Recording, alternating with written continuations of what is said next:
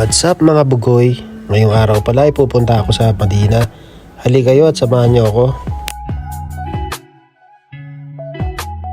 Pagpasok ko nga guys, dumiretso agad ako dito sa mga Filipino product. Alam nyo ba guys, itong Madina, isa ito sa mga sikat na pamilihan dito sa UAE. Isa rin ito sa may pinakamaraming branch. Kaya naman hindi nakataka-taka na sila ay isa sa mga pinakakumplentong mga produkto na meron sila rito. Na kahit ano pa ang nationalities mo ay meron din sila rito.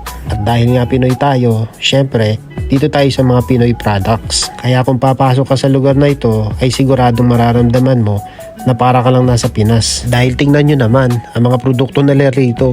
May tuna, century, corned beef, sardinas at kung ano-ano pa. Ilan lang yan sa mga narito. Meron din sila ditong mga palaman, cheese whiz, cheese, Barrio Fiesta Bagoong. Dito naman isang katutak yung mga mantika nila dito. At mayroon din silang promotion sa mantika.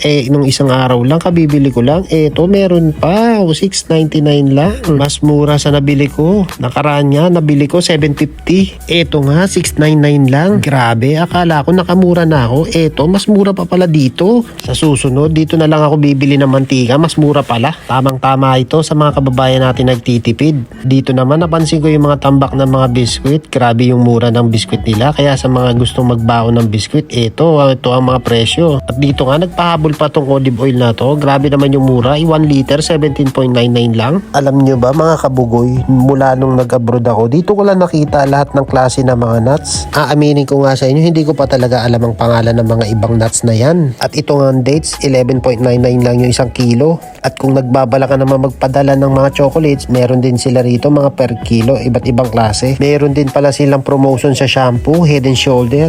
Kaso ang shampoo ko clear. Tablado ka muna sa akin. Ito naman nakita ko 10.75 lang chocolates. Buy one take one, no? Kabilaan na to. Ito sigurado kukuha na ako. Fast forward na tayo mga guys. Ito nga, pauwi na ako at nakasakay na nga ako dito sa bike ko. Sa mga oras nga na ito ay wala pa gaanong katao-tao at napakapayapa ng langit. Ang ganda rin ng puno sa gilid ng daan. Dahil winter na nga at taglamig na nga, hindi mo naramdamang init ng araw. Ito na yung tamang panahon para mag-bike na rin. Maganda rin kasing exercise ang pagbabike. At dito nga guys, malapit na ako sa accommodation. Kaya naman nagpapasalamat ako sa pagsama nyo sa akin sa araw na ito. Salamat!